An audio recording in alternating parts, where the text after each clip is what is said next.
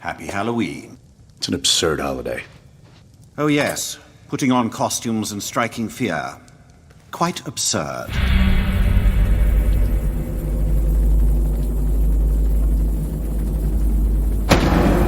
All it takes is one bad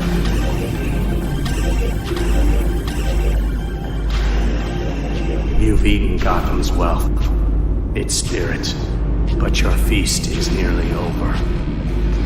This is not my home. It's an operating table. And I'm the surgeon. Why aren't you laughing? From this moment on, none of you are safe.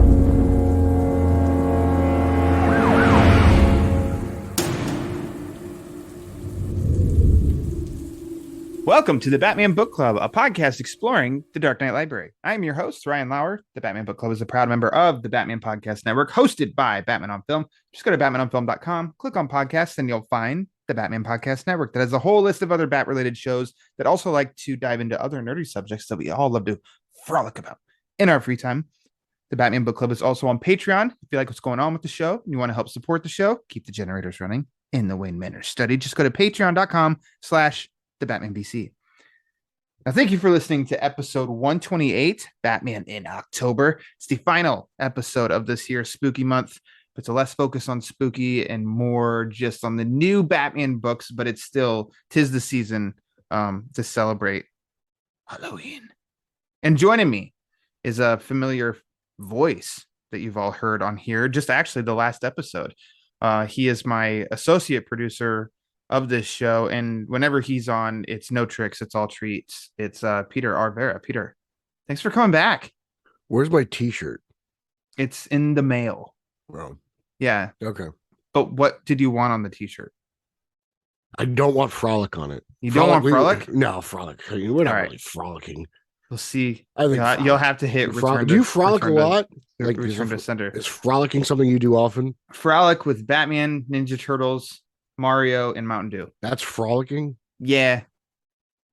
Like I envision like frolicking is kind of like, I don't know. I'm picturing like, I don't know, that Wendy's girl, like the Wendy's logo through a field of daisies, high stepping it. Like I think that's when I hear frolicking. That's actually kind of it. That's how exactly how it would be in a field full of like Mountain Dew.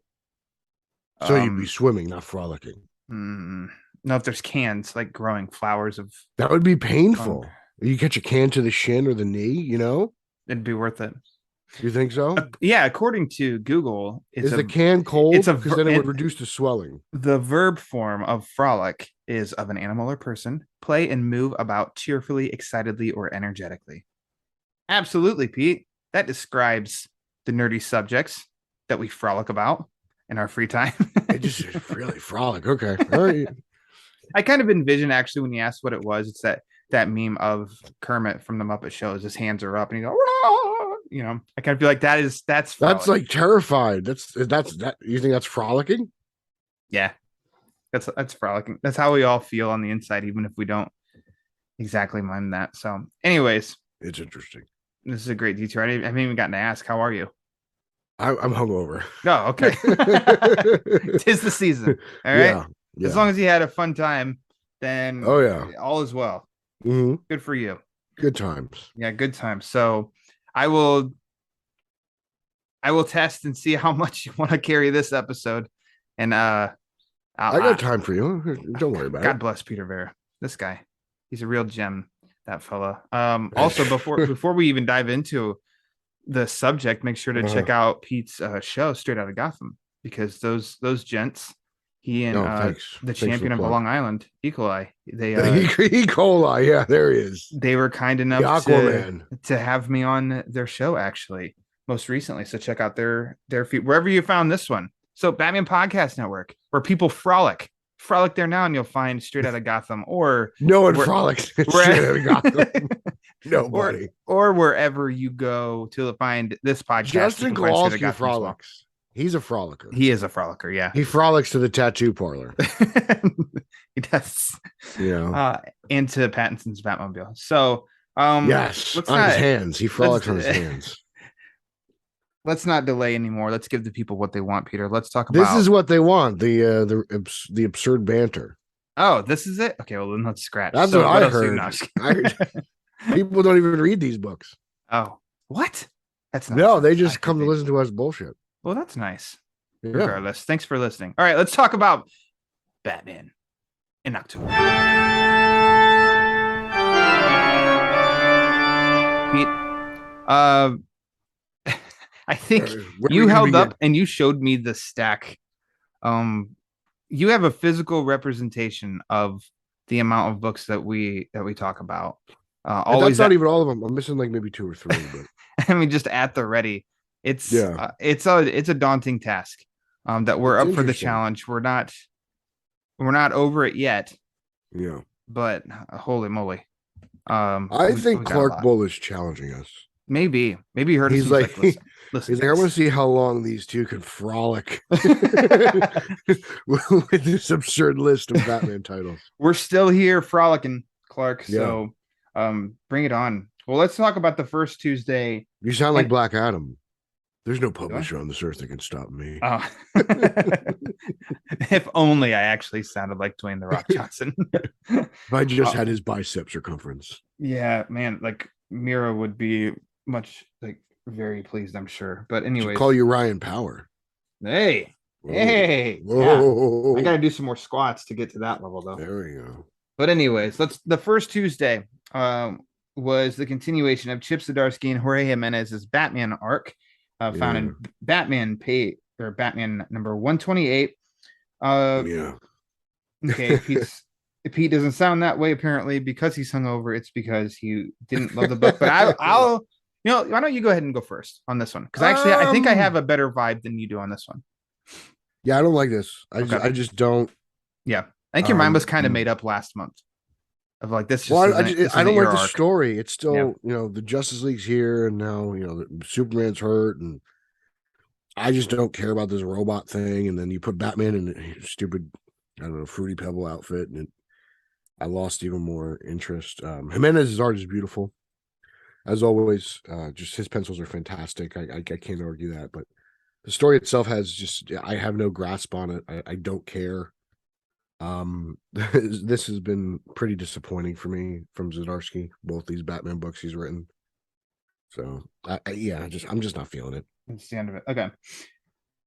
I'm not like this is a Batman book, so I would usually be more of just like I don't need if I want the Justice League, I'll go get a Justice League book. Pete, that's why you don't like my harsh rule of the Batman book club being books that are like Batman focused, because I just feel like this should deliver Batman talk. The Batman title should definitely deliver a Batman story and not necessarily a Justice League story. But I do think that there is like 70% it's Batman in this. So I'm kind of okay with it. And also he's gotten his ass kicked the past like 3 issues from this robot thing that I can understand. Like I can go along for the ride. And it is kind of fun. Now, if I sit and think too long about it, I'm totally with you of what we've been saying of this robot. I'm not. Robots aren't scary to me. Like it's not appealing to me. I don't seek out stories where a human is, fighting a robot. It was the Terminator, and Terminator 2 and 3 actually was good. And then I was kind of done with it. I don't need that, and I don't need to ever seek that out. So the story kind of is disappointing in that regard to me because I'm just not feeling it.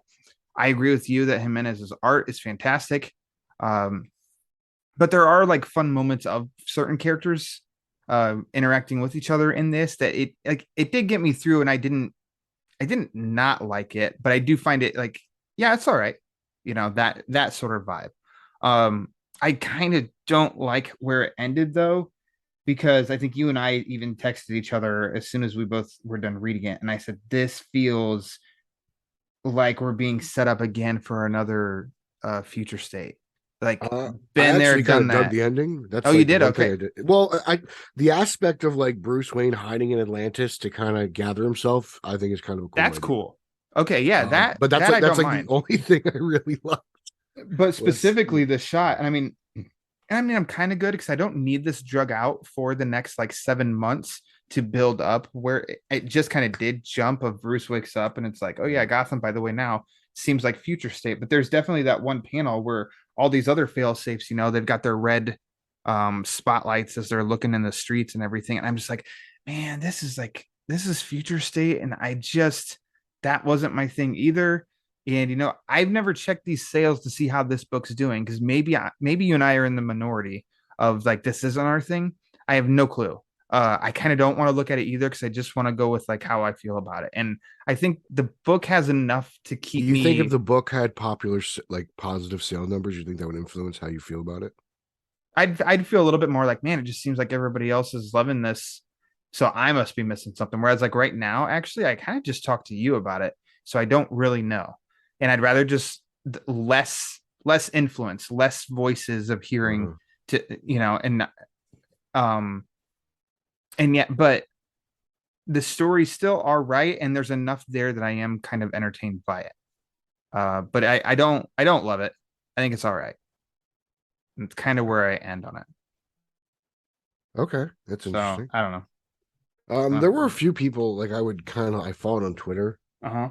They kind of gauged the comic scene, but then they started like they didn't like the things I said, so then they took public shots of me or subliminal shots of me and unfollowed me. So I was like, all right, Must make it uncomfortable when you and Eric record then for Straight Out Gotham. yeah.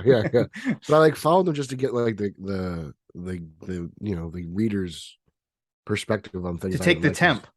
Yeah, just to see what it was like. But yeah. They fell off the radar, so I got to find new people to kind of gauge. But you need some new people. Hear that? Yeah. If you're listening, Pete needs some new people. Guide us. New Guide comic book readers. Yes. But yeah, like I don't know. Just I mean, it's okay. Odd to me, to be brutally honest. Yeah, and I mean, because it seems like there would be some good Batman and Robin moments in there, and yeah, even some Nightwing stuff, and like I want that in a Batman title, but then I don't really need Green Arrow popping up, and it's just it feels like almost like a Batman Inc. Justice League book, like you said earlier, and I'm just not enjoying it. Yeah. Okay, fair enough. Actually, I don't have this on the list. Let's let you drive this conversation that you picked up a new book. I think that started last week or last month in Batman Nightwatch. Oh yeah, that the issue number 2 came out the first Tuesday in October. So why don't you go ahead and guide that on, like, you read the first 2 issues. We didn't talk about it last month. I haven't read them, so I if I'm not mistaken, just by the way that this book is published, I think this is like a digital first thing, and it seems like there's chapters within it. This is a really good kids book. I think it covers a lot of bases. It's very easy to follow. The drawing, the art is a lot better than I thought for a kids book. So there's little bits, each book has a couple chapters, and there's a cool little backup story in issue 1 with the super pets. Nice. And I picked up issue 2 because I saw Oswald on the cover, and I was like, oh, let me give this a chance. And they're pretty cheap at $2.99. And they're not heavy stuff, but they're fun. I mean, I don't know if I'll continue on with it, but they're cool, like Bat family stories. Everyone's pretty much involved. From Huntress to Joker to Nightwing, Damian. Batman's got a cool suit that almost looks like Blue Beetle. Like, it's not my thing, but I can see why a kid would like it right here. Mm-hmm. So if you're looking for, an easy comic for your kid to read and kind of get started, and you're not really sure, I think Nightwatch is the way to go. I mean, it's a very simple premise. Like, Batman's kind of using the people of Gotham to let him know when crimes are going on. That's why it's the Nightwatch, right? Sure. It's right there in the title. So he's kind of using him as a Ring doorbell camera, so he can, the eyes and ears out there. And like I said, if you want to buy some comics for your kid, I think for the price point and what they're putting in, the quality of these stories are pretty great, and it's a nice little gateway into the medium. I think it's a 5-issue. It's going to be 5 issues, and since you bought the first 2, you wouldn't finish it out with 3, 4, and 5. No. It's just gotcha. Okay. I just put my toe in the water. I want to see what it was like, because I know what I'm getting into. It's you like the kids stuff a little bit more than I do. With Scooby Doo and everything. I just kind of tried it out. I went in there looking for another book, and I had $6 in my pocket. Like, I had cash. I was like, I want to support you, comic book shop. Yeah, so here you go. Check this out, and I did it. And like I said, it's enjoyable. It's Yeah, I get you. Fun kids book. So issue 1 and 2, it's not a continuing story. They're just kind of No, they seem to separate. like Okay. he's very self-contained. It's just it seems like there's like 2 stories in a book, Okay. you know. So it All right. seems to be fun. Well, But then it's maybe just fun next kids month book. I can jump in actually with issue number 3, and I think I so. won't be lost. Okay. Well, No. then stay tuned. We'll see if we bring it up next month. Um, that'll do it for actually that Batman centric issues for that Tuesday, but we'll get to some honorable mentions that were released that first Tuesday. So let's move on like later on in our discussion. So Sure. the next 3 Tuesdays were pretty busy. So let's let you take it away with the second week. I Am Batman number 14. This is, I mean, as we all know, this is a book Pete reads and I have not. So take it away. How's this one?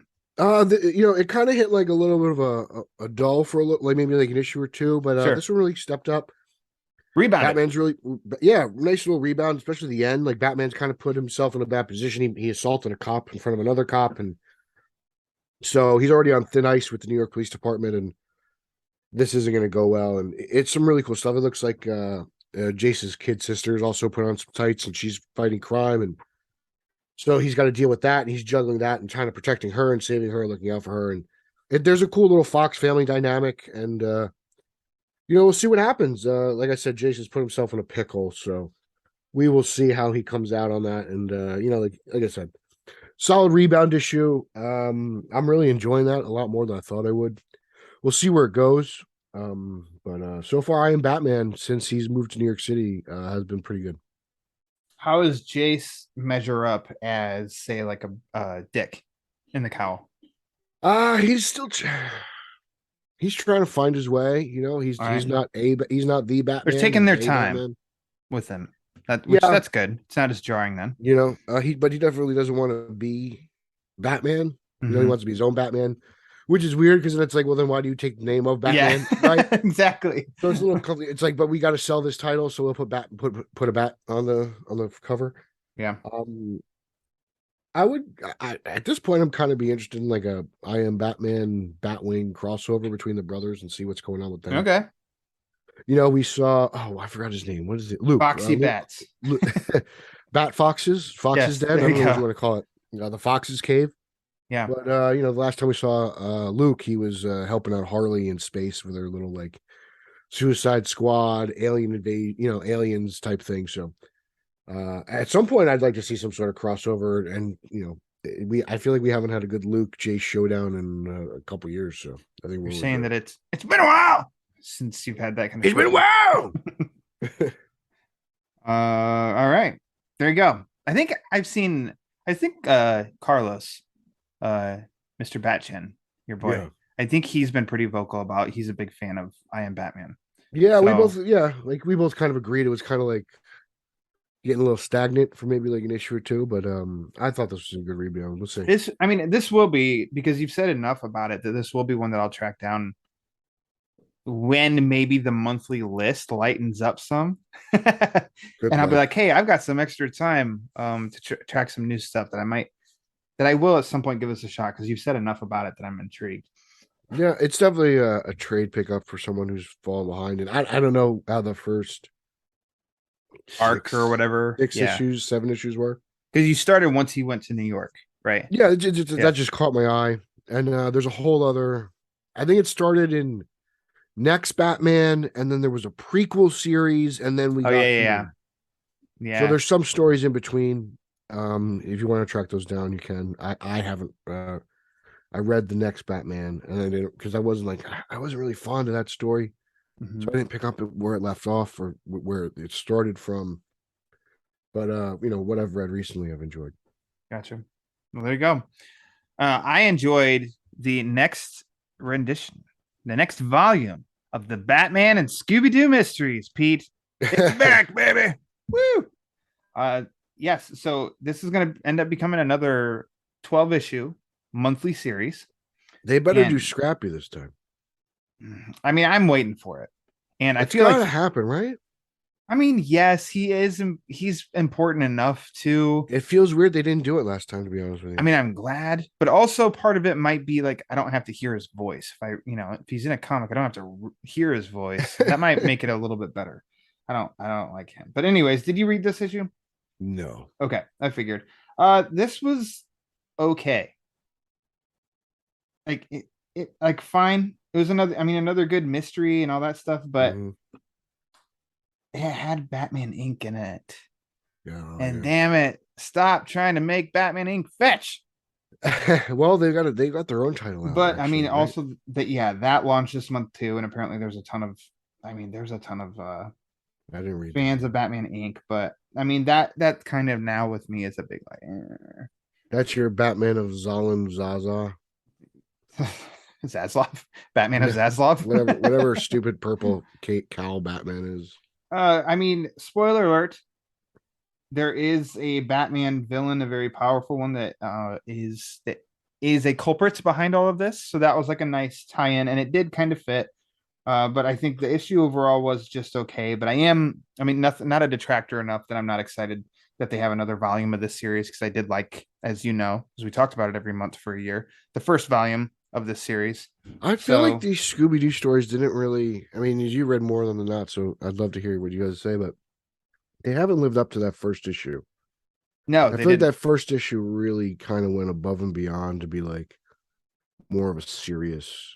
That was like A material, Yeah, and everything yeah. else has been like a solid B plus here and there. Definitely more child oriented. Yeah, and that first one was yeah, I totally agree with you. It was flat out awesome. But I don't know that they necessarily have lit, the comic world on fire either. So it did surprise me that it just kind of came out of nowhere that, hey, here's another volume. It's going to go on for another year. But because I picked up a couple of those from the first volume, and just to circle back to Night Watch, I was surprised at how serious Night Watch took itself from a Batman perspective. Yeah, it didn't seem to be very dumbed down, even for that's good. Younger reader. So, and I was like, man, this is kind of better than a couple issues of the first Scooby-Doo volume. Like, I'm just comparing kids' books to kids' books, Yeah. Okay. Stay tuned. And you know that if Scrappy appears in one of these, I'll give you the heads up. Yeah, Scrappy or Pup named Scooby-Doo. I love Pup named Scooby-Doo. I did buy that one, so I'm a sucker for Red Herring. There you go. Moving right along here, Batman versus Robin #2. Mm-hmm. This, I'll get mine out of the way first, Pete. That this story, the last issue, and then it had moments where I was like, I don't know if I'm going to keep on reading this issue because it's kind of diving into some stuff that's just not my cup of tea. Right. And then I feel like it recovered really well, and it had a lot of positives going for it. So I said, okay, I'll continue. And so this issue, same thing for I don't know how many. Let's see, I'm scrolling through real quick, and yeah, it's like in the teens, like a third of the book I'm in, and then Batman's really prevalent. Mm-hmm. And then the rest of the way it went pretty interesting. It was pretty it was cool. And you had the DC House of Mystery, which I think was cool. This Alfred mystery. It played out a little bit more horror. And then definitely in how the issue ends. In what the intrigue with Alfred and the Cain and Abel. It was enough there. Like, okay, Mark Waid, you got me again. There's enough here that's it's kind of cool. It is definitely supernatural. It's a little some horror elements in here, which I'm always a fan of. I'll just leave it at that. I'm still going. Yeah, Mark Waid is pretty brilliant because he can take subject matter that isn't my thing and really draw me in. Mm-hmm.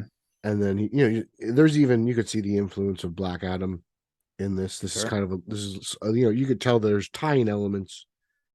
They kind of knew what they were doing, which is fine. But I'm into this whole, Alfred, Damian, Batman 666. Like, there's a lot of interesting things here. I'm very curious to see where this goes. It's like I said, it's not usually my thing, but Wade really wrote it very well. Yeah. So Crafting an interesting story. yeah, it's just I was like, okay, like that's just the sign of a good writer, like There's a great image, which I don't have the artist's name. Let me see. Go back here real quick. Mahmoud Asrar. Apologize if I butchered that. Really great image of Robin as a marionette. And that was like a turn the page for that like reveal. And I think Yeah. that was pretty awesome. That was Good pretty splash dope. page. Good one. So I'm still in. I don't know how many issues this story is going on for because it's oversized. But I don't know Yeah. how many issues this is going for. I don't know. Some reason I have like 5 in my head, but I have no idea if that's right, and I'm just making it up. How do you feel about Damien's costume here? It's not really my favorite. Before he gets the Batman, Yeah, the 666, Robin outfit. Like there's a couple of it's okay. I'm a fashion little choices. bit. I'm a little like. I know everyone's got to. They do their own thing, but if it ain't wrong, don't fix it. And Batman's had plenty of suit changes over the years that we've Yeah, liked and I'm at just not times a fan of it. questioned. But yeah, I don't know. I like. Give me that red, yellow, green, Yeah, I'm with you. and you got red, black, and gray. Yeah. Eh, Yeah. it's fine, but I mean, it goes with Eh. Damien. That Damien's not. He's bottom, so is this So I guess Robin the suit is suit. too. Not a huge fan, but also I'm like, it's whatever. It's kind of just Uh-huh. whatever. So overall, the book is better than Damien's costume. So there we go. Moving along to another oversized issue, Pete. Batman Urban Legends number 20. Uh-huh. You can kick us off. Interesting. Not all There of you these go. hit with me. Interesting. Yeah, usually I'm a big fan of this book, but this one kind of was a letdown for me. It's something I don't know how other people feel, but it opens up with like this Elseworldsy, let's say, knight in shining armor, or maybe old school English. I don't, you know what I'm saying? Yeah. Type tale. Very creative, very ambitious. So I can see why others would like it. It's not really my thing. The Alfred story is probably my favorite one. I'm glad to see that one come to a conclusion. I thought that was cool, or did it? Bum, bum, We don't know. We got another Batman Talia story in this. I don't know if I like this story or not. I actually can't figure it out. I feel the same. But the Murder Club I was into, which is the final tale, I believe. Yep. That caught my eye. I thought there was some interesting detective work there by Mr. Wayne. And almost like a kind of a, I don't know, like at times I felt like Batman Forever, like, Bruce Wayne enters this gala, he's got to kind of go and leave and save, and and then all of a sudden, because Say it's it. interesting to me, it's just the Waynes show up, Martha and Thomas, so you're like, oh, Oh, okay, yeah. what happened here? So that's really caught my eye. And your boy's in it in the Murder Club. Yeah, Oswald does. He makes a little appearance as well. So I really like 2 of these stories. Again, it's kind of a crapshoot because you're paying $8 for this book, but more often than not, Urban Legends tickles my fancy. On so that math alone, though, half the entitled. book you liked, so you kind of got 2 issues worth, and you paid $8. So you broke down that math quite a few months ago. So you did get your money's worth, but as a collection, I almost feel like, what was it, 17? It was like the only time that Urban Legends from front to back nailed every story, and that's when it was including Black Adam, Flash, Aquaman. It's kind of the only time they did all of them, because I'm not that far off with you. I really liked the Murder Club. I really liked that setup. Really interested. The Talia story was like just a drama.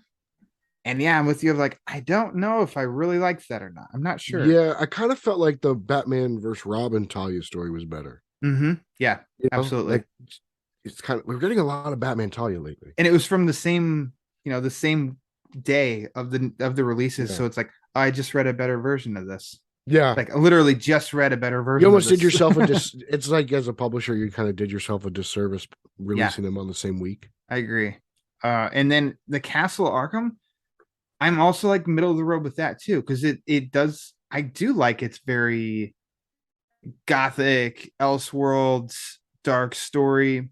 It's like Gotham by Gaslight on steroids almost. Yeah, and then there are elements that it does feel like, oh, this is too much for me to really keep going along with. And then other parts are like cool, and then it is like going back to Joker again, and I'm like, Joker's my favorite villain, period, in anything. And I don't know, we don't have to keep going back to Joker, that's okay. I thought what they did with Langstrom was pretty interesting. Yes, yeah, that was a cool inclusion. That was definitely the best part of the book. Mm-hmm. So I don't know. Urban Legends continues to just be fine to me at times. I like. I don't know what I'm gonna I think get I like if it more than you most of the time, but this was kind of You yeah. definitely do. I think you definitely do. That's fine. That wraps up the second Tuesday. So let's Pete. There we go. Let's Yeah, Pete. Into the third Tuesday. Pete, this might be for this story, for the last we're going to speak of, Flashpoint Beyond, in the monthly wrap-up episodes. Yeah, because this one came to a big crashing finale. Yeah, I did. You lead off. I want to hear you. I loved it. When it gets into let's see, it was issue 5 last month that we talked about. It comes to like hyper time talk and all that. Like science was my least favorite subject and the subject I always did the worst in, all throughout my days of going to school. So all of that is scientific talk, and Ryan can't comprehend that kind of stuff. So I have to wrap my head around it and slowly read it over. And I'm like, okay, the meat and potatoes of all of this was Thomas Wayne. The meat and potatoes of this whole issue is him and Joker Martha with the now new Robin. All that was like chef's kiss. Yeah. It was just great dialogue, great moments. Gilda's Two-Face, all of that, the impending threat of where they leave us enough breadcrumbs that they could come back to this universe and continue on in this Flashpoint universe. Mm-hmm. It probably wouldn't be Thomas Wayne Batman focused, because the threat is, I almost feel like, so the impending threat is the Kryptonians. They're gonna come to Earth. Yeah. Excuse me. If you have Batman going up against them, that's Dark Knight 3, the Master Race almost. It's too close to that. So, and it would feel like it'd be more of a Flashpoint Superman story than a Flashpoint Batman story if they brought it back and went down that road. I think that's what the Beyond means. But I mean, as far as like just this book though, I mean, it is. I loved it. I loved that. I loved the issue. I mean, I've loved this whole series. You and I both have, and we've mentioned it many times. And It's a very worthy sequel. I think the art has been awesome. I loved the nod to Batman 407. Yeah. When Joker and Two-Face are going at it with each other, I think it was excellent. And yeah, and I don't know. I just think I want to make sure not to spoil anything. So it's good. It's really, in the end, it's good. The ending's good because it's like one of those, like, the story's complete, but yet it's not. Like, it leaves it wide open. Yeah. And obviously it connects to Watchmen even more. So, like, I'll leave it at that. Like, I don't think that's a spoil. I mean, maybe it is, but I think it'll entice you to read it. Or maybe more or less it connects to Doomsday Clock. Maybe we'll have some. That's what I took right away. Yeah, maybe, but that's Watchmen anyway, right? Like, let's be honest. Yeah, it's all Watchmen. I'm interested to see where it goes. The Rip Hunter stuff at the end was very fascinating. It seems to kind of be a lot of things from like comics past are kind of coming back. We've got the JSA, Alan Scott, all those guys they've kind of resurged. Things are going to be a little bit different after Dark Crisis. So like, I feel like this kind of works hand in hand with shaping what we'll see in the future of the DC universe. Sure. And I'm digging this. I would like to see more of this Flashpoint, Batman and Robin. You know, I kind of dig what they did with the Waynes. Let's just leave it at that. I thought that was cool. I'm just really impressed. You know, everyone who was involved. They went away with they went in a direction with Flashpoint Beyond that I didn't expect them to do, and I'm very impressed because it's not a retread. Nope. Right. Correct. It's its own thing. It's definitely a sequel, but it's its own version. And I collectively, I think Sheridan Johns and company should be very proud of what they've crafted. I think so too. Yeah. I think it's a monstrous success. I hope that everyone else reading it thought the same way. I hope that I hope that the sales numbers reflect it, and I hope that they were happy with what they got or what they made, because I just think it was an awesome series. And the trade, I believe, the collected edition, if you've been holding off up to this point, it comes out in December, pretty sure. So I'd highly recommend, if you have been waiting, to just pick that up. Because I did a read through. I read everything before I read this final issue, and it reads great, in a sitting or two. Also, like I still love the original Flashpoint more, but this went in just a direction that I wasn't expecting, like I said earlier, and it's cool that they can still expand upon this. I'm really looking forward to it. I don't know what you would call it. I guess this Flashpoint verse is it's not going anywhere, which is fine. Which is funny because I felt like a year ago I was so tired of Thomas Wayne Batman, but he's really made a turnaround. What Tom King did at the end just wasn't appealing to me. I guess that's really what it was. But something like this in his own world catches my eye. Yeah. Well, he made him. Tom King made him the villain, essentially. I was really just gonna say they made him more heroic, but here, yes, in the Flashpoint Beyond verse, and you should read Justice League Incarnate. He becomes very heroic there. Okay. I know you were telling me that because it was another one of Thomas Wayne Batman. Gosh, I need a break from him, and then you're like, hey, actually, that story's really good. it really was. Joshua Williamson wrote it, and I was surprised, again, that's usually, like a sign of a great writer. Like, he can take Elseworlds characters, put them together in some weird Justice League, and I'm reading this book and enjoying it. And this is not my thing. Team up books in general aren't my thing. So when I do get my hands on one that's good, I get easily impressed, I guess. Yeah. I hope they do a trade paperback. Maybe they'll do some kind of, I don't know that they do an absolute, but this story is just as long as the original Flashpoint. So yeah, but how popular is it, to be honest? Yeah. Original Flashpoint kind of took the world by storm. Yeah, so I don't know. I might wait and see if they do a hardcover version of some sort, because I'm a hardcover fan more than soft, but I don't know. We'll see. I have all the issues. Hard on for hardcovers. You what? You got a hard on for hardcovers. Nice. Yes. Guilty as charged. Yes. Moving along here. Oh, good. I'm glad you had me go first for Flashpoint Beyond, because I think it would be an injustice for you to have to wait to talk about Batman One Bad Day, Penguin. Because so far, I wouldn't say complete swing and a miss, but the first two of these One Bad Days. Yeah, I did enjoy them. Yeah, you weren't that big, especially the Two-Face one. I didn't like that one at all. So, how were you about Penguin? The pressure's on with this one. This was fantastic. Yes, I think this is a Penguin classic. To be honest, I think this is up there with Pain and Prejudice.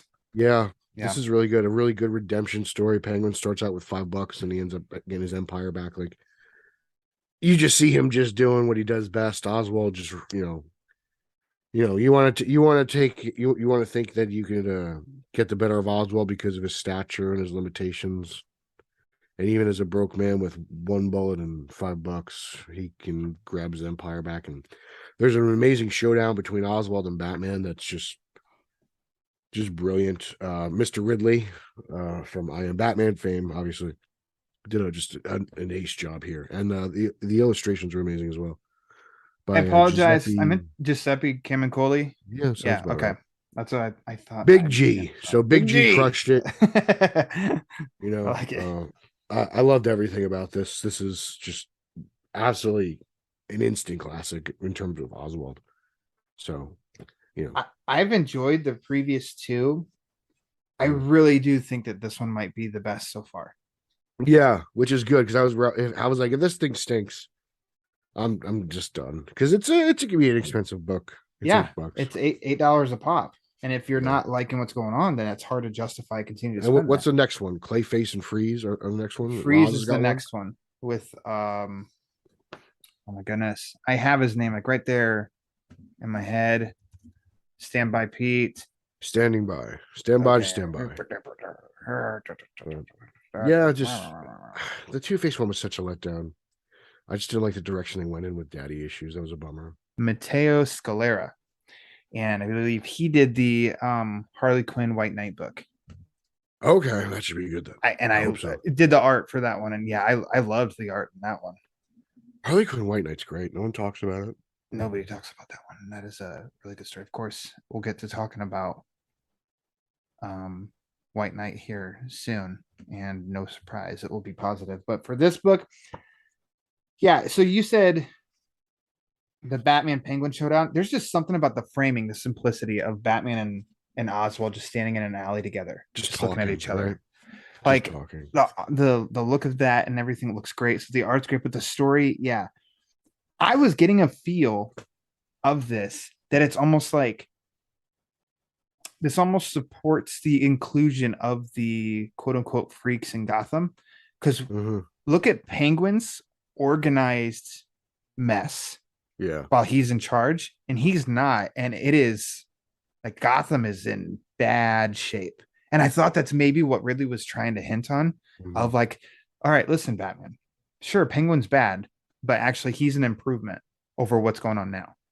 And meanwhile, that's kind of the discussion I think he's having with Montoya at times, something like that. And then we're seeing Penguin basically just rebuild himself. He has nothing, and then $5 in his pocket, and where he ends up, I'm like, man, this is awesome. This is great character work because there's nothing there's no massive action set pieces, of like Gotham's gonna be blown to smithereens unless Penguin, and nothing like that. It's very small scale, and I really, really like it.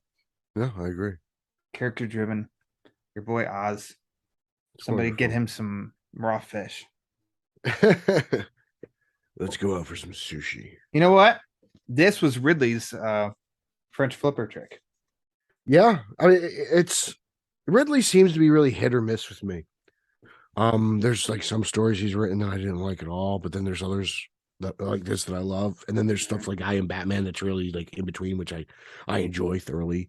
And then when he wrote something else, where I was just like, man, I'm just like I can't find really that much consistency. Like it depends on title to title. I'm not sure what I'm going to get, but he really delivered with this one. I agree. So I think he comes from a TV background. I think he's I think by trade he's a TV writer.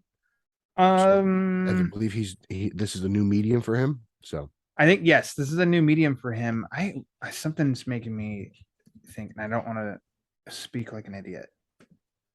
Okay, so yes, he was. You could do that. Classic, yeah. So yes, in a new medium for him, but I know. Let's see. So he was a producer. Yeah, he's got a lot of producer credits for television.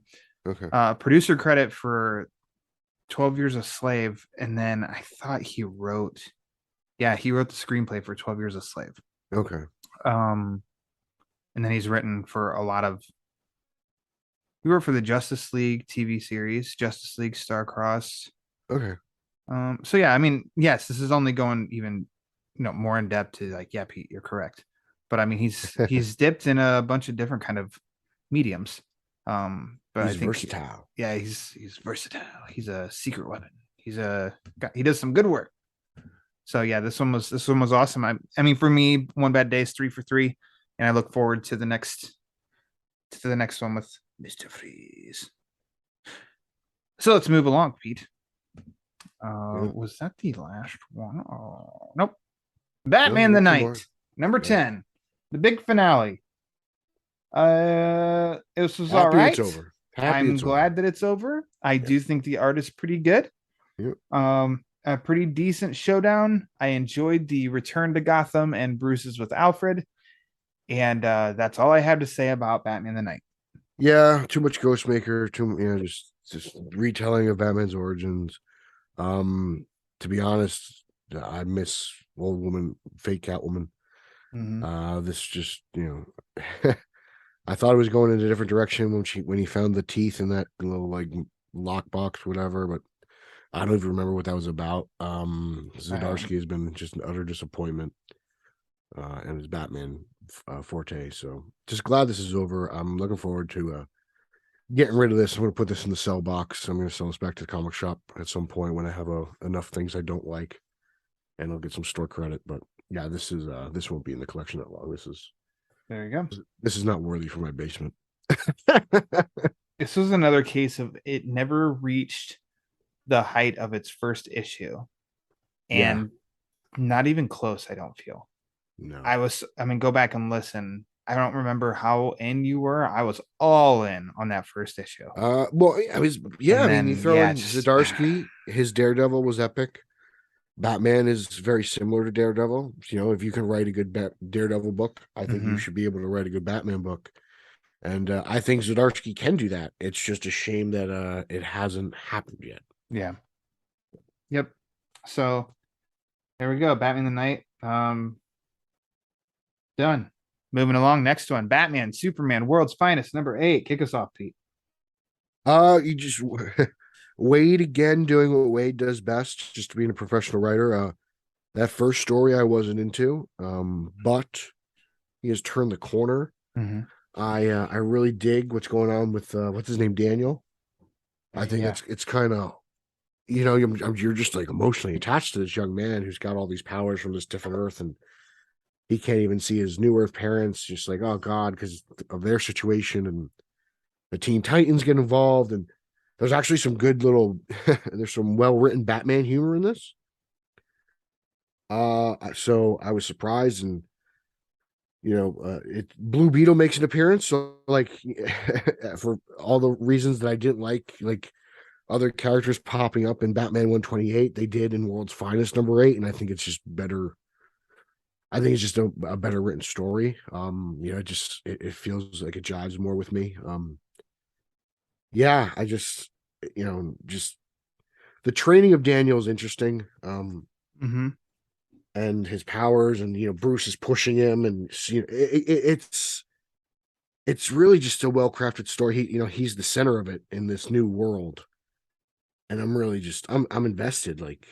And we get a nice shot of the BTAS Batmobile. It looks like that's going to be an appearance as well.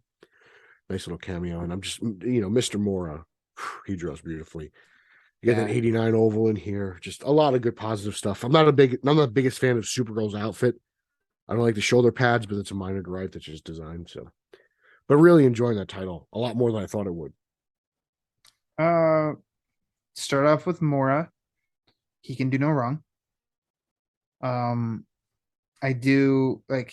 I like the inclusion of Batman, and this has a similar vibe to Wade that we just talked about with Batman versus Robin, of a little bit as the story was going. I'm like, I don't know, and then the appearance of Batman has a drastic effect on me always. So I was like, okay, here's our boy.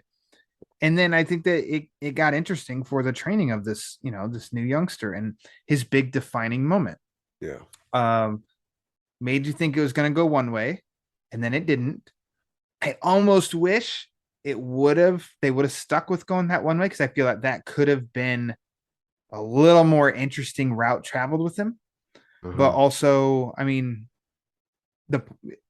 we see the point of the story and including this character and stuff. So also it wasn't, I mean, that's a little minor thing of like, I wonder what if, but it's still all right. And I think that it ends on a really interesting note to see what they're gonna do with that one, which is funny considering my comments.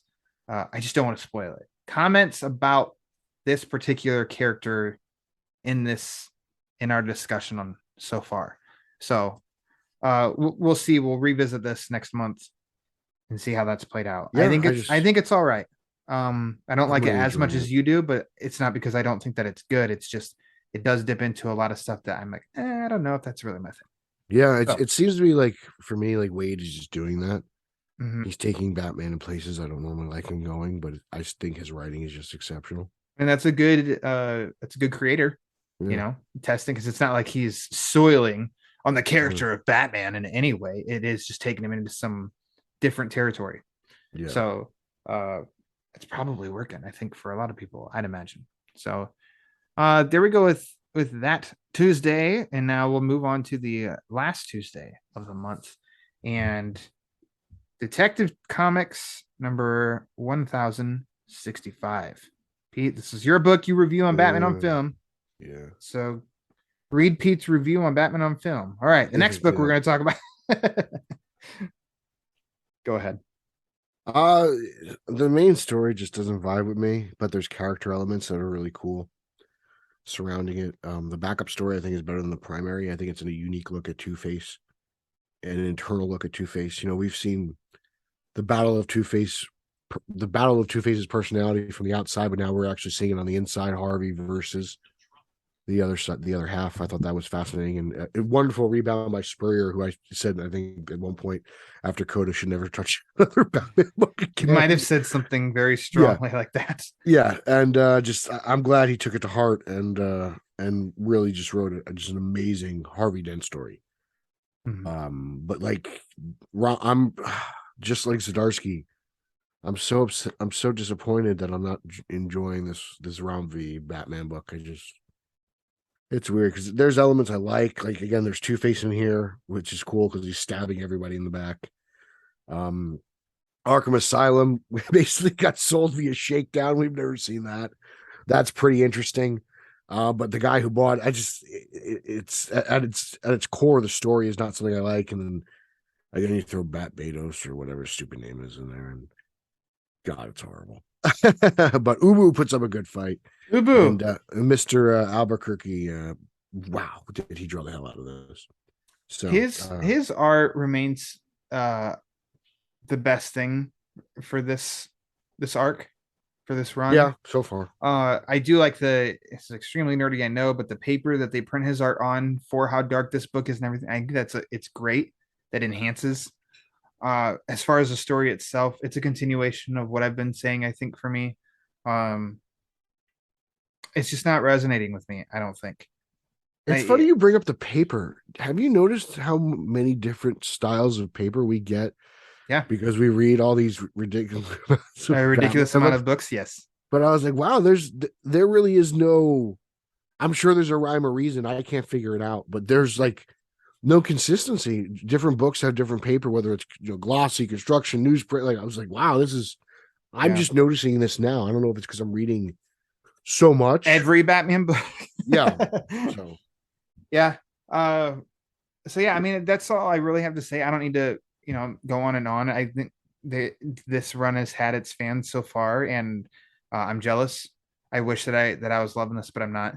It's just not working for me. So, uh, yeah. I'll keep following because I mean it's a legacy title. It's detective. I'll always keep reading Batman and Detective. I survived. I'm just waiting for the end of the arc. That's really kind of what I'm Yeah, hoping for. and I mean, because the part that is keeping me is I want to see what's going to go on with Two-Face. And this isn't I can't like a Batman story unless it has one of the rogues. Like, no, that's not true at all. I'm just not interested in everything aside, like outside of the Two-Face part. Yeah. So, The Two-Face Wayne stuff earlier mhm. was interesting, and I'm just, again, he's looking out for himself here, and like I said, this backup will keep me interested. So Yeah, appreciate let's it. see. Cool where that one goes as well. Also, that Tuesday, because it was a big one, Batman Fortress number 6. Pete, I think you and I, aside from some of the faces of these characters, you and I have been on the same page of it, really enjoying this story. Yeah, and we finally get why it's called Fortress. Yes. Like that's We're finally it there. all makes sense.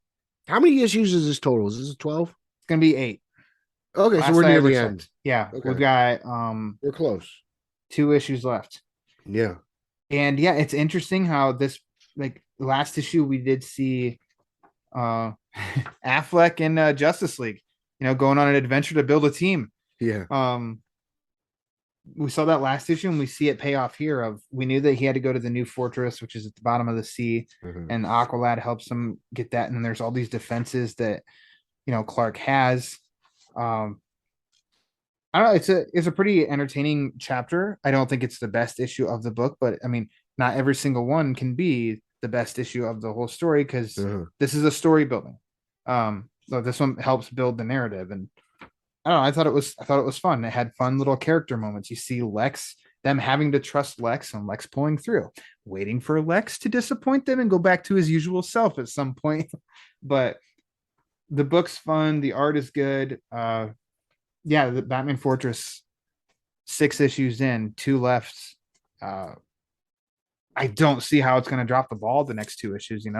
Yeah, I mean, I disagree with you. I think this is one of the better issues in the. Oh, you do? Okay. Yeah, just the teamwork involved and the deception and the questioning and how they figure out how to do this. And Batman's like, "How long is your arrow line? Because my grapple line's this far." Like, there's a really good amount of like solid teamwork. And I forget this Lantern's name, but he's like, "I've got enough ring charge for here," and then Aqualad gets wrapped up by the Kryptonian monster thing, and it ends on that wonderful cliffhanger. Like I think this might be good. 6 years in. This is like a top 3 one for me. I love this book. Really did.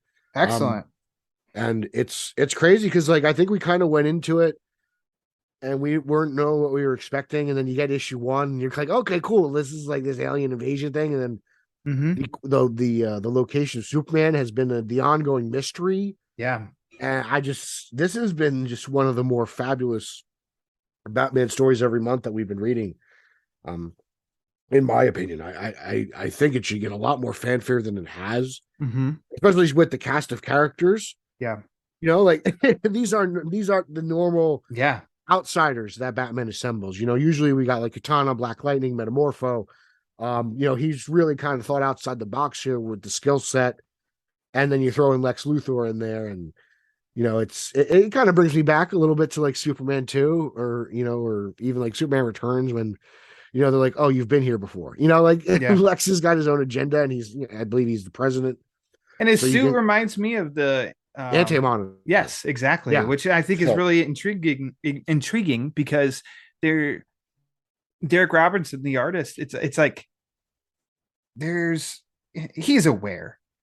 It's like, it's not that, oh, look at that. It's just, that's not by chance. By chance. No. The Lexo suit is traditionally greenish, purple, stuff like that. But it's just really, really similar here. So I don't know, Pete. We'll see. We'll see. How it plays. But I'm excited. I think it's been a lot of fun, man. This book has been tremendous. Yeah.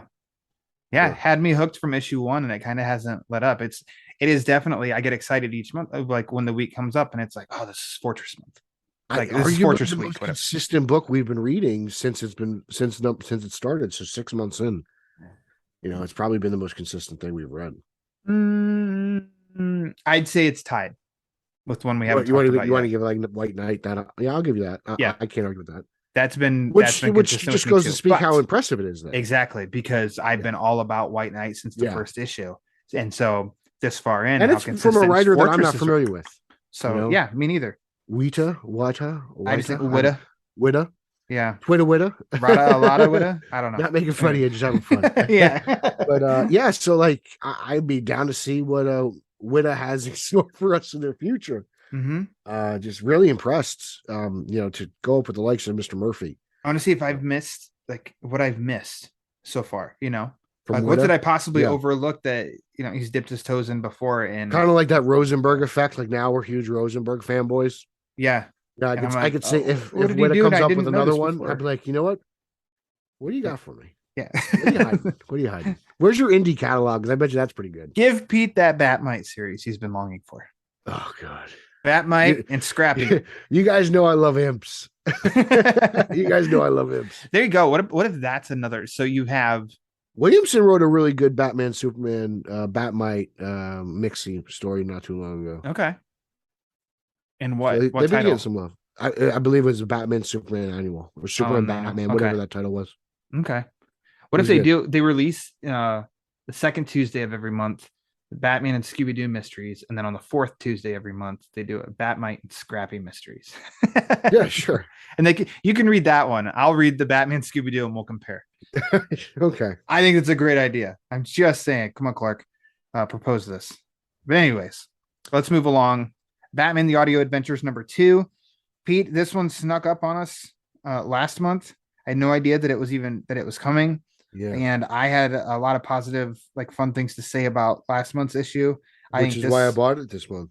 You did? Okay. I did. Yeah, right here. I think also because it had my man Killer Croc on the cover. I mean, You know, I'm a sucker for a good cover, and this Yeah. is a great cover, if you ask me. I think so too.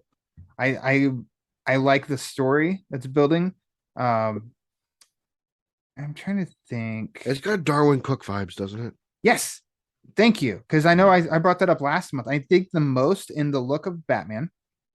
But yeah, it does. It feels very Darwin Cook. And Anthony Marquez, I think he's a student of Kubert School. I think. He's on Twitter and Instagram. I recently started following. And yeah, he'll show off some of his tease of Audio Adventures #2 coming out and stuff. But I don't know. I think this is a lot of fun. I need to go back, and now that spooky season is about done, it lightens up my like entertainment windows to where like I need to go back and listen to the Audio Adventures, the whole podcast, especially now that it's on Apple. The first season. I got you as well. I've been meaning to do that myself. But this, I don't know. I thought this was fun. So give me your take, I guess, since you went I like back this. and you It's bought a the fun first vibe issue. to it. Yeah, I did not buy the first issue. I'll have to go back and do it. You just jumped into 2. I jumped into this because of Killer Croc, and like I got like Croc and I like the Croc baby doll dynamic from BTAS. Yeah. So I don't know if this is baby doll. I don't think they say her name. No, but that's what I think. Yeah, I kind of got that vibe to it, and that was cool. And there's young Dick Grayson Robin, which I thought was a lot of fun. Yes. I'm a sucker for Dick Grayson Robin. It's like I'm trying to figure out like it seems like there's 3 stories kind of going on at once here, which is cool. Mm-hmm. And I'm not really sure who these ghoulish guys are, in the beginning, but it's just drawn really well. Like I said, Darwin Cook vibes. And Ozzy. And it's got your boy. Penguin and Riddler have really made a resurgence, so thanks, Matt Reeves, for that. Yeah. Now, does your issue on Penguin's hat have a little QR code on that last page? I never noticed. Let me see. The last page here. Yeah, it does. Okay. Didn't scan it yet. I need to. All right, I'll do it right now. You can do it here live. Describe it to us. I had a phone. Here it is. You had a phone. You lost it. I did. Let's see. Okay, give me a camera here. Let's see. QR code. And it takes me to HBO Max. And it takes me to the Batman Audio Adventures. Okay. Well, there you go. To the podcast. All right. But it's cool. I dig the Ozzy. Audio Adventures. I will go back and pick up issue 1 and see if it's something I'll continue with. But they sold me on the cover. I kind of did a blind buy on that one. Mm-hmm. Mr. Marquez, I apologize that I was delayed to your work, but I am a fan, and I really like his pages here in these first 2 issues. So I need to another effect. I need to look up what else he's done and check out some of that stuff because I like it. And Dennis McNicholas, the writer, wrote this. Like, I need to give him I need to give him credit too, that the story is fun enough that I'm in on this Audio Adventures. Already a better feel than that 80-page. Yes, special that was a letdown. That was a letdown. I The wanted first one I thought was pretty good. The second one wasn't. I wanted it to be a lot better than it was. Yeah, so me too. Let's see. Continuing on, like another tie-in, Batman Gotham Knights. You heard of it? Gilded City #1, starring Gilda Dent. Kidding. This kind of crept up out of nowhere too. I totally forgot about this. It was announced before. And I can't afford to buy a new console, but I can buy the tie-in. Yeah, comic. exactly. I can't buy a new console and a brand new game, but I can do a comic book. And 1 issue of 6. It would be interesting for someone like the Sheriff Ryan Haas or pals Chris Clow or Micah Uxas, you mean Uxas Raimi, who have been playing the game. If they read this issue and any kind of I can already see similarities, like attachments But I think this is fun. I like the flashback stuff. Yeah. To Gotham Outskirts 1847. That was an interesting take for me. It kind of took me out of the book, to be honest with you. Okay. I still don't know what it has to do with the actual story. It's you know what it is? It's connected to Morrison's Return of Bruce Wayne in the Western issue. Oh my God, Pete.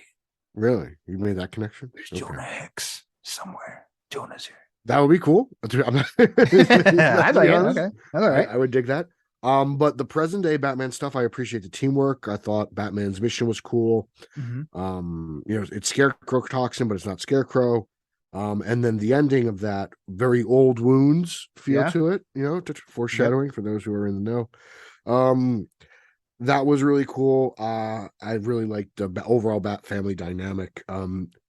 Not a fan of Batman's suit or Batgirl suit for that matter, but I haven't liked Batgirl suit since they released the design. I think it was our pal Garrett. I think it was in response to a tweet though, but it stood out to me in how it was asking about that little chin covering on the cowl, and Garrett was like he's never a fan of it. It never really looks good. I'm like, I've never thought enough about it, but yeah, I don't know that I like that little chin part. And I know this is why people don't like nerds, because it's so nitpicky, but and that little bit I mean, how different is it than someone complaining about, like, I don't know, the Jets all black alternate uniforms? All right, there you go. There you go. So, like, it's it's the same. We're all the same. Yeah, I just nitpicks. Yeah, I'm just not digging it. But I like Robin's suit. I like Nightwing's suit. I mean, when they released those design, I bought the action figures. I have the Nightwing on display right now. Nice. But I still dig the story though. I think the story is really cool. The flashbacks are a little weird for me, like I said earlier. But overall, like you never know with a video game tie-in, regardless whether it's the game itself to a movie or a comic book that goes to the game, how good it's going to be.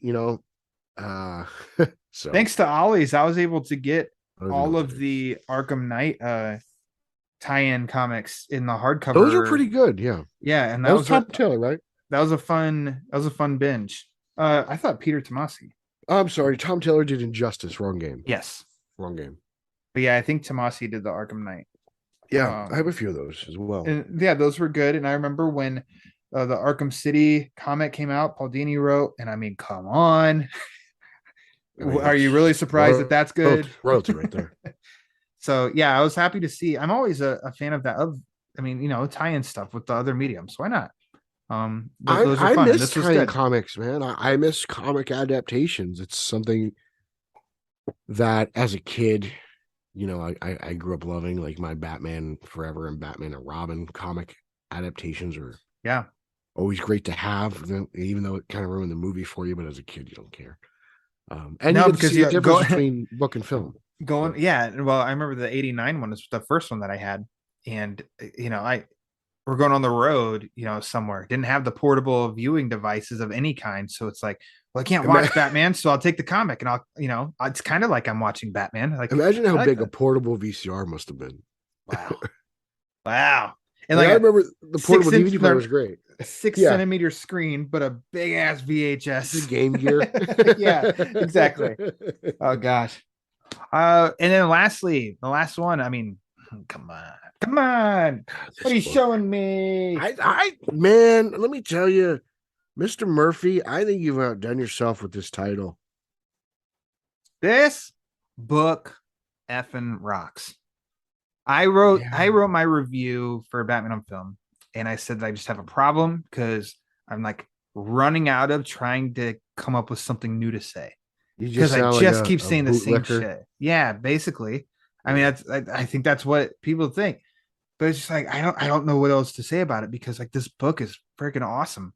I love it, and this issue was awesome. Like, this issue's so relationship driven. It is, and then they make sure. But I'm bringing it in at the end. I'm bringing in the good action again for the classic Sean Murphy cliffhanger. And then, I mean, you've got Bruce and Harley, you've got Bruce and Dick, the Robins in general, all three of them. Red Hood. What's her name from the Gan? And you bring a new character in. And and granted, I Duke, know she yeah. has not had a ton of moments. I love her, man. I think she's great though. I And love that's her hard to do. It's enthusiasm. really hard to do to bring a new character into an I established can't even remember thing. her name, but I love her. Yeah, she's great. And I like that they're building that too. And what I know that 2-month intermission of the Mhm. Red Hood story, that was the point of it. But I do like that, Jason's got Didn't an miss a ally beat. now. He's Yeah. got a new ally. And they got each other's backs, in which we see that with this issue. And art's fantastic. Blight looks awesome. The I ending love the just coloring. kills me. The ending kills me. I love the coloring with Blight. I love that. Like they really capture that glowing green.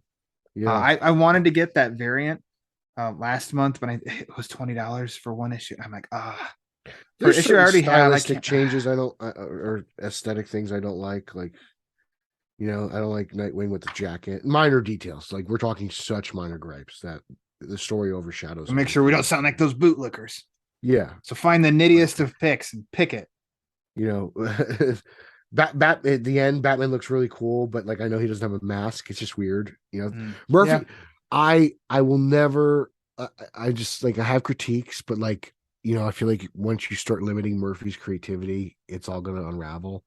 So like it's like he's kind of earned the right to just do whatever the hell he wants. Yeah, and So it's like minor gripes, but again, with this being story's so with this being like his own universe, that Yeah. does mean that anything's on the table, and that Yeah. makes it more exciting for us to read because he killed Jim Gordon. Like, did not expect that. He killed Alfred. Yeah, I mean, didn't expect that. He can crazier do things like not crazier things, but even something like Jason was the first Robin. Yeah. Right. Like remember when that happened? We're like, what is this guy doing? And then speaking of like with the art, oh man, like the history of Batman or of Bruce, Dick, and then Batman and Robin all in just one big spread like that. We've got a lot of good Dick Grayson Robin. God, that was awesome. That was great. Like I wish DC would like publish a solid Wayne Grayson book. Yeah. I don't know who it was. You and I both commented on it recently on Twitter. And so like I want a contemporary like Dick Grayson as Robin because yes, I know he was Robin for like 40 plus years, but I wasn't alive when he was Robin. The stories were not and they're not as they are today. Exactly. So it's I don't know. We're kind of robbed of that, to be honest with you. Yeah. Like as great as Nightwing is, as great as Drake has been. Yep. I mean, all this just in a way of Robin. We're getting that turn also in this issue of Dick Grayson is going to be like good again. And shameless plug, I got to speak with Murphy twice for BOF on the podcast, and he mentioned it in one of them. It might have been the second one of. I know that Dick has come off as a dick, but don't worry, like he's going to be a hero again. It's going to come around. It's just working for the story, and I think it's worked for this story. And yeah, we got him back in. Like I'm surprised we haven't seen more Murphyverse action figures. Yeah, come on, Todd. Which is what we've gotten the bike. Spin Master made a Murphyverse Batmobile. I should have grabbed Asbats. White Knight. I should have grabbed Asbats. Yeah, we got there was a Batman Asbats 2-pack, and there was they were by White themselves Knight as well. Figure. No, the White Knight solo figure. There was a Jack, but you could change the head and make him Joker. Yep. In the GTO suit, and then Asbats solo, and then the 2-pack. So yeah, and then the bike. So I agree with you. I would pick up a Red Hood figure for this, and I don't pick up many Hood figures. Yeah. And what's her name? The new Robin. I would buy one. And I would definitely be interested to see what the Nightwing would look like. There's also the new. I mean, this Batman suit, the Bruce Wayne suit, basically. If they do something like that, you'd pass on that. But Duke Thomas Robin, I pick up. I love Duke Thomas. Sure. Yeah, I love that Duke is in the Robin suit. And guess what? It's like red and green. How about that? It's a cool. it's a new suit. It's not. I don't think it's green. I think it's red and black. So it's more like a Drake suit. Oh yeah. Okay. Sorry, I thought. But I appreciate. No, not like fully green. I thought there was some sort of green on there somewhere. Maybe. I think he's got like one panel in this book. Yeah, he shows up in Barbara's office. Yeah. Almost an orifice. It's like pecs up. He's like in the foreground of the shot. Yeah. But I'm digging that suit. I was like, man, I was happy when Duke put on the red. I was a big fan because I love We Are Robin. Mm-hmm. Oh So yeah. I appreciate I have an old school We Are Robin Mattel figure on my display right now. I love it. There's 2 issues left of this story. The next one, number 7, comes out in December. Does not come out in November. So we got to hang in just a little longer. Thank you. So there you go, Pete. Yeah, we got to break. What do you but think's there's gonna be like 6 new Batman stories starting next month. So What do you think's next? what do you mean? What do you think? What do you think he'll adapt next? Because we He haven't. already It's said- funny. We went on about this book. We didn't talk about any McGinnis stuff. Oh yeah, because he'll return next issue. He was not present here. I think no, and this is like he said this in recording that his wife Katana Collins, who she wrote the Harley Quinn White Knight book, and then Clay McCormick, who's been on this show, he wrote the 2 Red Hood issues, and the 2 of them are working on another spinoff book that will be out, I think, after Beyond wraps up, like not long after.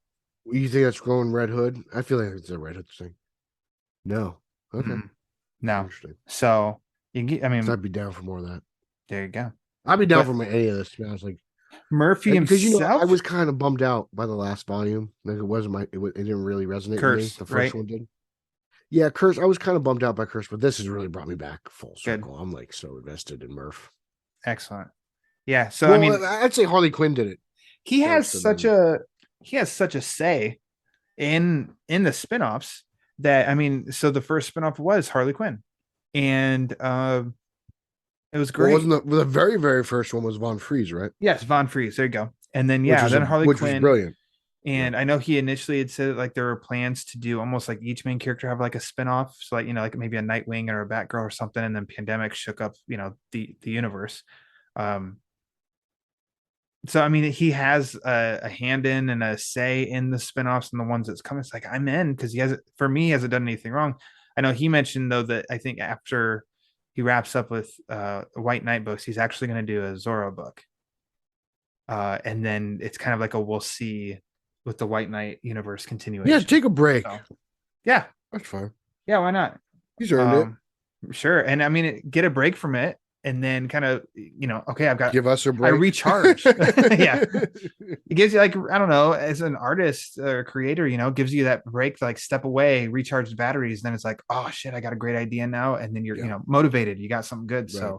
So it's awesome. The book is awesome. I hope people have kept up. Maybe now with the DC Universe Infinite Ultra, people will be able to catch up on this really quick. So do it if you haven't yet. The book, everything that we've said, we still haven't ruined anything for you. Beyond the White Knight, do it. And now, Pete, we have honorable mentions, and I'm going to go through this quick because I know we're going kind of long.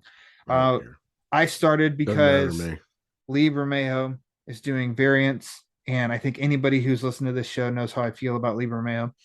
The Joker, the man who stopped laughing, Matthew Rosenberg. How about that? He just finished his Task Force Z last month. Launches a new series the following. Cover is awesome. The upcoming covers for the next few issues are awesome. The variants from Bermejo. The main cover.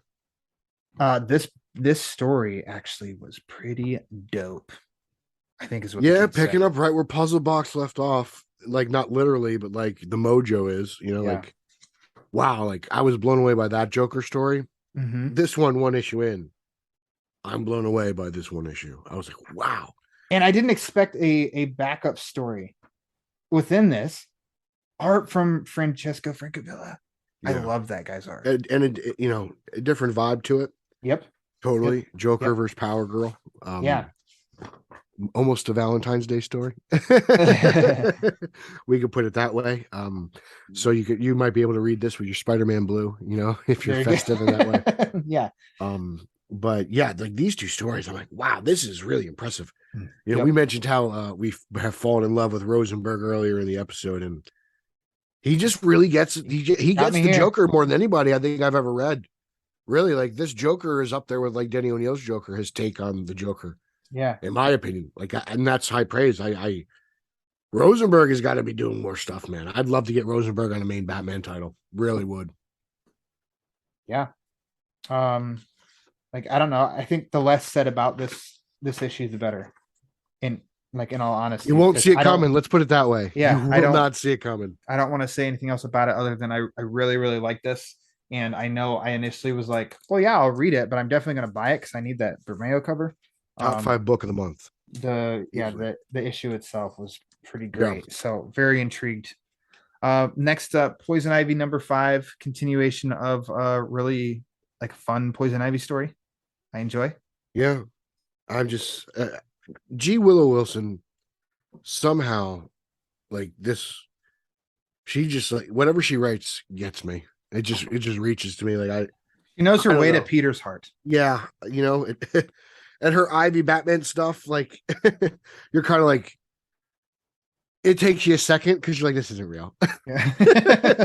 Like Batman wouldn't Okay. be in this All right, hold on. situation, but it's good stuff. You know, like I'm really into this. It's a really, really awesome Poison Ivy story. Mhm. And it just Jason Woodrue, the Green, all that jazz. You know, just a day in the life of Ivy. Fascinating stuff. Yep. Yeah. I really enjoy this more than I thought I was going to. Yeah. Same thing can be said. Gotham City Year One, number 1. Tom King, art from Phil Hester. I like this a lot more than I thought I was going to. Not to say I wasn't going to enjoy it, but I didn't know if I was even going to read it because also it is a little bit like, oh, it's sometimes I can't help but think sometimes, and I'm not proud of it. I think cynically, and it's like, oh, capitalizing on the Year One aspect again. And then I don't need to know 2 generations before Bruce, but it is Tom King. I'm gonna give it a shot because I mean it's Tom King, and I read it and I was not disappointed. Noir through and through. Slam Bradley, who a lot of DC fans you know that name. A bit of a dark story and not like literally. I mean, like the story itself is pretty dark. It's very interesting, and then the last page was very interesting to me. So a very strong first issue, and I don't know how long this story is issue wise. I don't know, but Tom King, Slam Bradley. They're gonna say slam dunk. Tom King slam dunk. Tom King Slam Bradley is a slam dunk. Yep. It's a slam a damn a ding dong. Just yeah, I feel like I fought with Lauer to get this book in there. I was like, we have to talk about this. I know, only to say like, well, yeah, I already put it on the list. I was like, already there. Because I read this, like, there's no way Lauer put this on this list. Batman's in like half a panel. Like, I know he's gonna put a fight and give me this, not the Batman and other characters book club, but he's gonna do the same spiel that he always gives me because he's a con doctor. Honorable mentions gives the wiggle room so that we can talk about the ones kind of removed. It's too There you good to go. be honorable mentions. It's just it's weird. Like when Tom King actually writes, he's a brilliant writer. You know, like so much of his Batman was just just grunts. But like with these like side stories and when he ventures off, the guys there's second to none. Jurassic League number 6, Pete, comes to this massive conclusion to end the Jurassic meet Age. your expectations? Yeah, I mean, Pete, you read 1 or 2 issues and you knew what this book was. Yeah, it didn't stray from that, but I mean, it was fun. It's something. I mean, it's ridiculous, but and speaking of the paper, they went different with the paper on this one. Really weird from what they've been using before. Yeah, it seems different, but that's not the point. The story is what you think. I'm not gonna ever push for you, Peter. Like, go back. You need to track it down and read it. It was harmless. It was fun. It was dinosaur versions of our heroes fighting each other, and they form a Justice League. Like, that's what you expected, but it was fun. And it's over. Nightwing number 97. That too. And I mean this in a positive way, like more of the same. But I mean, the book just kind of keeps moving. We've labeled it as the comfortable read, and I stand by that, and I mean that in nothing but positive light. That until the end, if you be honest with you, like to bring back a certain character is a bold choice. I wonder how the hell he's going to explain this. So the ending really elevated for me. It is a really good Babs and Dick story. I thought that was really good. Mr. Maroney's involved, so it feels like a classic. And I Sal just the got that, Boss Maroney. and then when that yellow cab comes up, I knew exactly what was happening. I was like, no, he didn't. People, But, be Mr. aware Taylor. of thin ceilings as well. Make sure you have thick ceilings. Carry on. So, Interesting, yes. Interesting caught cliffhanger my at the eye end. because I was like, ooh, you know what? You're not. The term "safe" I think was an appropriate term for past issues. Like, it's not groundbreaking. It's very well written. It's enjoyable. It feels like typical Dick Grayson, but the way that Mr. Taylor ended that book was stunning. Yeah.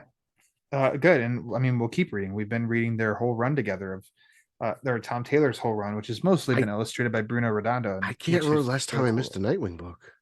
There you go. All right. Yeah, I think since New 52, I've been on a solid run here. GCPD, The Blue Wall, #1, John Ridley, with art from Stefano Raphael. This was another good, like, maybe is this going to be the next, Brubaker GCPD book, Gotham Central. I thought it was a good first issue. It was another case of why not? I'll give it a try. Yeah. And it was good. Period. I got no issues with Montoya. I get the same vibes as you do. Gotham Central. It could go either way for me. It's probably one of the more even keel books I got from Ridley. Like, I didn't hate it, I didn't love it, but I'm interested. If I get bored with it, I feel like I can drop it easily. Sure. But I do love Montoya. She's one of my favorites. Obviously, growing up in Taz, Montoya left such a powerful. She's a great character. Yeah, she's left her mark, and she's worthy of having her own title and even being commissioner, which I thought was a bold choice and just a cool way of getting her back into the thick of things. So I didn't really, outside of her recent appearance in I Am Batman, I haven't really read too much of Montoya as the Question. So yeah, I think she was the Black Label book that they did of the Question. I don't remember. I think she was. I know the book. I liked the book. But anyways, let's move along here to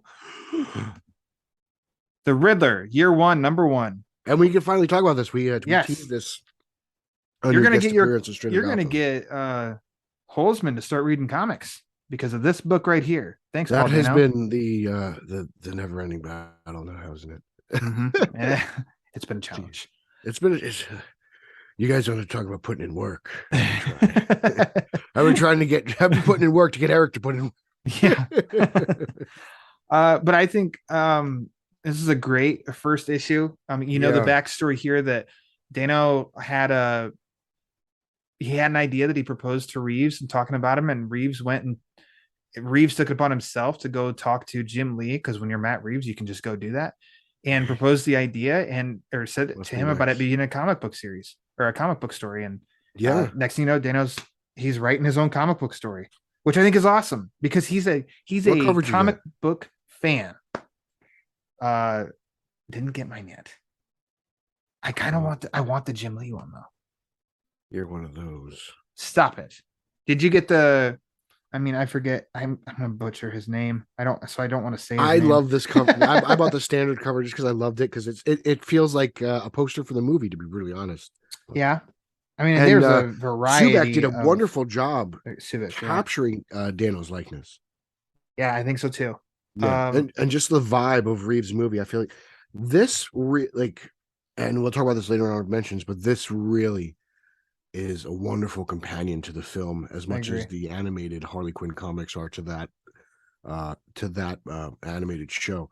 Like, this is just like, you can just feel the grittiness of Reeves' movie in this book, and it's very similar from the ledgers to his writings to the motivations. You really get a feel of what pushed Edward Nashton to become the Riddler, and we've only gotten one issue. So I think this is superb, and I had no idea how good of a writer Dano was, but he really has his grip on this character, and I I hope think so to too. see. He may not be in another movie. I don't know. I can't tell you what's in store for us in terms of live action Batman in that universe. But if he is only in that one movie, this is a great piece to just add to your collection, Great add to the extension. lore. Yeah, we're just it flows, man. It flows. It's Now, the wonderful. release schedule of this is kind of light on us, Pete, because there's going to be 6 issues, but bi-monthly. So I no, love it. nothing in November, but Great. book 2 will be in November December. sounds fabulous. Yeah. Two fewer books for us. Uh-huh. So yeah, I mean, it was the talk of of DC that an extension of the Batman Not and get many the comic Riddler's books get a backstory. So trailer, and this was yeah, one of them. it did, and he's done some interviews. He's gotten some Yeah. interviews from it too. So yeah, it's worth reading for sure. I think this is a good first chapter of this story. It almost And- makes you happy Jonah Hill didn't take the role. Yeah, As and good that's of an nothing actor against as he Jonah Hill. is, I it's think nothing. But I mean, when- to get the movie and then to get this, I mean, we don't know how it's going to play out. But so far, I'm like, we lucked out here. yeah, we got a great get an performance, actor a who's very as- memorable performance. Yeah, the performance and the passion to delve deep into it and create a comic book on your own. Like, we Yeah. lucked out, guys. Yep. So this is good. Go back to the comic shop. in And you know what? December. For all of you that complained that that's not the Riddler, I think you should. I think you should pick this up because I think you'll be pleasantly surprised. I think you might change your tune. I agree. Lastly, for me, Pete. Oh, That's man. it. Lastly, Catwoman, Lonely City #4. The Cliff Chang's final chapter of this Black How Label was it? story. I haven't finished it. You are in for a treat when you get going on this story. Yeah. I don't think you started because you're doing, which I totally applaud, of waiting till you get all, because the Black Label releases can They get have a lot very of delays. yes. Yeah. So the fact that you waited, I went back and reread the first 3 books before reading the finale. And Pete, this is one of Catwoman's best stories, period, ever. Interesting. This book is fantastic. Can't recommend it enough. Batman is pretty important to it, as you'll see when you read. I want to say it was our pal Javi said this is Catwoman. This is Selina's Dark Knight Returns. Ooh, I'm okay. sorry, Good stuff. Javi, if that wasn't you and that was someone else, but I thought it was you because I'm pretty sure he was reviewing it for Batman on Film. Yeah, this is a treat. This story was so damn good. I want to. You'll let me know. Maybe next month we can, since we won't get to talk Beyond the White Knight and the Riddler, we can talk Pete's late review on Catwoman, Lonely City. So there you go. bad. That's I look it for forward me. to it. I can't wait until you read it, because I think it's awesome. And you've read a lot more Catwoman than I have, so I will favor your review to see how you think it measures up to her stories, her history. Okay. All So right. there you go. All right, hit me with the rest of the stuff that you have. Future State Gotham wrapped up in a big way. It's done? It's done. Your load is getting lighter. Holy moly.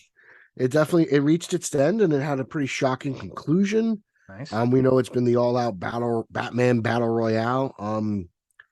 And it puts a nice little bow on the Future State. I remember when Future State started, we were like, "Oh, what's going on? Yeah.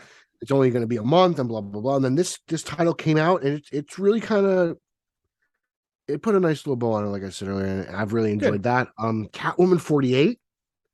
Speaking of I Catwoman, read this Catwoman. I mean, this has got When in Rome vibes. Catwoman in the homeland. She's in Italy. The flamingo pops up. She's jumping out of airplanes.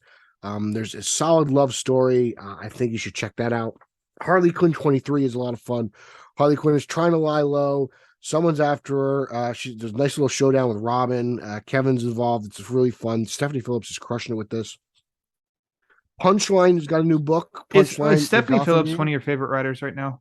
Right now, she is. I feel like definitely. you're very high on her. I'm very with high what on she her. does. Yeah. She's Amanda Connor made Harley Quinn almost Deadpoolian, and then Stephanie Phillips has really put the PhD back in Harley Quinn, but Nice. she's kept her just as zany, Mm-hmm. which I had a lot of fun with. So I'm and it's different. It's not the same Harley Quinn, and well, I say that because by book's end, you're like, oh, like she goes, to quote, then we should give people what they want. Like, should she be the Harley Quinn of old? Because someone's after her, and she's tired of it, so she's wondering. She's trying to change her tune, so then maybe she's gonna go back to her kind of crazier days. Punchline's got a new book. Started out really slow, but the ending really picked up and caught my eye. Who's writing that? It is written by Howard. Okay. What's her first name? I don't know, but I really dug it. Let's see here. Teeny and Blake Howard. Okay. So they are writing this. Basically, Punchline's picking up the drug trade, and at come issues end, just a solid Batman investigation. Let's put it that way. So I really liked it. Started out slow, but the ending really caught me. Harley Quinn, Legion of Bats, picks up effortlessly where the animated series left off. I wanted to get to that. You told me I had to, and I didn't. It is so much fun. Yeah. A wonderful, like I said about Riddler year one, this matches it. The other, if you've missed the other spin-off comic books of this show, or tie-ins to the show, I highly recommend it. What was that last one? The what tour? Something Bang? The Eat Kill Bang tour, something like that. Eat Kill Bang tour. Yeah. Okay. That was a lot of fun. This is right up there. I don't know if the people who are writing the book are writing the show, but they are on point. Gotcha. The art's a little different though. Okay. So the art is not, it doesn't match the level. Some characters look like they do in the show, but Ivy looks different. I don't know why, but like Batgirl looks like she's right out of the show. Some things are different, but story-wise, it's great. And Bane is still after his pasta maker, which I have fun. And then, of course, I can't leave out my Eric Carter special, Titans United Blood Pack. Brother Blood. This seems to be really like, hey, look, we're going to make a book similar to the show because we know you guys like that. This is just a lot of fun to see, the Titans in action. And, if you like the show, you're going to love this. This is really in line with it. I had a lot of fun with that. So check that out. And as always, Batgirl's number 8. I know another one you've been telling me since issue 1 of like, you need to read this, and I haven't gotten to it. It's just Peter. The whole dynamic of Babs and the girls is just a lot of fun. I always say that every week. But as crazy as all these Bat titles are, like there's so many good ones. Like I keep reading them and buying them because I do enjoy them. So like that's why the honorable mentions is so long. I just want everyone to realize that they are really good stories.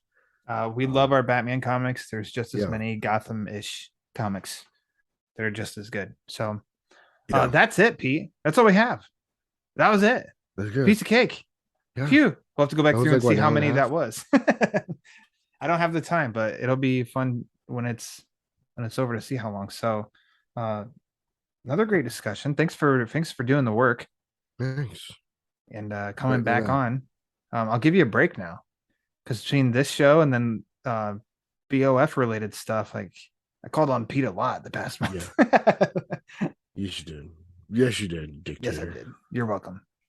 So hey, if somebody's not following you for some reason right now, why don't you go ahead and do your famous plug? You could follow me on social media. That's Twitter, Instagram, and Zack Snyder's favorite platform, Verra at Pete Illustrated. You can follow podcast number 1's news-based podcast that I co-host with the champion of Long Island, Eric Holzman, at straight_O_G on Instagram and Twitter. That's Straight Outta Gotham. Podcast number 2, the Italian Spider-Man Coalition podcast. That's Italians, the number 4 Spidey on Twitter. I do that with the pride and joy of Wrigley Field, the father and son dynamic we all love, Nicholas and Nico Caruso. I'm at Tina Oval on Twitter. Just that's a fun little game I play. BatmanOnFilm.com, Batman on Film YouTube. I'm all over that place. I got reviews of Detective Comics and interviews with all the big studs, Tara Strong, Michael Uslan, all that jazz. So check out that stuff. And Ryan, it's up to you. Thank you for dealing with my congestion, by the way. I can't breathe out of my nose. So if you have any complaints, tweet them at Final E33. Yes, he'll take care of it. He's the complaint department. So you heard all of that with Pete. Make sure, follow the show, Batman Book Club, on Twitter and Instagram at the Batman BC. Make sure to check out, actually, if you don't mind, checking out a couple of things on the Batman Book Club YouTube channel. Pete and I have been going on a journey to the road to no man's land. We're halfway through that omnibus. It's So the one thing we couldn't get in this month. it had to be sacrificed. Something had to die so we could live. So we will return to that. So yeah, check that out on YouTube.